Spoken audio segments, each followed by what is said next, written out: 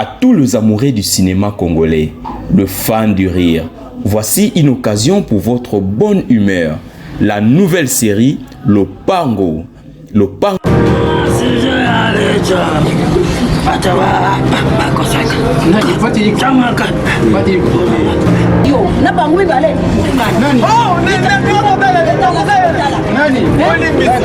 Mais on se connaît pas, hein? Moi je suis une soignante, un ML qui est perdu au Congo. Mais là c'est bien dans le temps, on a bien non. À la condition nous sommes, parce que comme vous n'avez vu. Continue au son dimanche. Vous avez un problème là, Sukio? Comment c'est que vous l'avez? Longueur 77.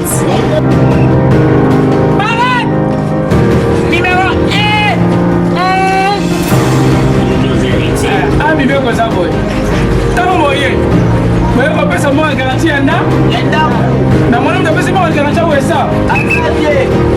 On a mis colo. Et ça, C'est courageux. On fait les lois. Yaya. On va le voir comme ça là. On bimi les bandes pour la nina, on avait des sifflets. Il y a souvent on avait des sifflets là. t'as foutu la niambo. Là, même ça descend. On dit papa, niambo, ça la descend. Et on commence à 300. Avec le savoir de la comédie, prête à vous arracher les côtes. Lopango, très bientôt sur votre chaîne partenaire Bio News Télévision. Lopango, ha, Okoseka.